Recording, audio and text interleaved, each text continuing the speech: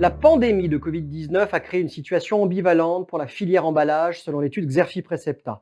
Elle a d'abord été à l'origine d'un effondrement de l'offre et de la consommation, avec d'immenses effets collatéraux sur l'ensemble de la supply chain. Et au sortir d'une année 2019 déjà difficile, les fabricants de conditionnement sont en première ligne et doivent répondre à de multiples défis, en particulier pour adapter leurs process face à une demande évoluant presque au jour le jour pour accompagner le retour très progressif à la normale de l'économie française. Mais cette crise sanitaire réaffirme également le besoin de protection des produits emballés et place plus que jamais l'emballage comme un maillon essentiel du bon fonctionnement des chaînes logistiques. Cette crise sanitaire a même réaffirmé, au moins temporairement, le rôle crucial de la filière plastique. Elle pourrait aussi contribuer à redorer le blason d'une profession régulièrement critiquée pour son impact environnemental et devant composer avec des budgets clients de plus en plus contraints.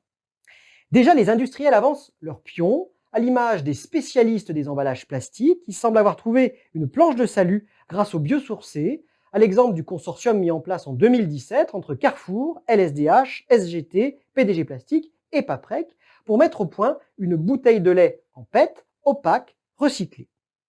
Les fabricants continuent aussi à investir pour verdir leur offre alors que les industries clientes se sont engagées à réduire leur empreinte écologique et que les ménages eux-mêmes se montrent préoccupés par la question des emballages et adhèrent de façon graduelle aux gestes éco-responsables.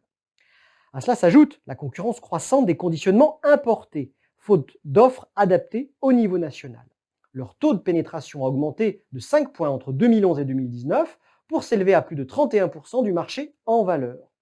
Entre une image dégradée, la volonté des clients d'optimiser les coûts de conditionnement ou encore la concurrence de solutions de substitution, les acteurs français du conditionnement s'exposent à de futures difficultés, aussi bien pour imposer leur offre que pour défendre leur prix. En parallèle, de grandes sociétés de private equity comme Apollo et des gestionnaires d'actifs tels The Vanguard militent pour une consolidation de l'industrie mondiale. Ils orchestrent pour cela un mouvement de fusion-acquisition afin de créer des géants mondiaux spécialisés par grands domaines d'activité. Dernier exemple en date, la business unit Food and Specialty d'Ardagh a fusionné en 2019 avec Exal Corporation, principalement positionnée dans l'alimentaire et la beauté santé, pour donner naissance à Trivium Packaging. De nouveaux investisseurs sont également entrés au capital de plusieurs fabricants français d'emballages de taille intermédiaire, tels NutriPack ou Packing. Des opérations financières qui visent à les faire changer d'échelle tout en adaptant leur offre aux nouveaux enjeux du secteur. Je parle ici de la personnalisation de l'offre, du smart packaging et du green packaging.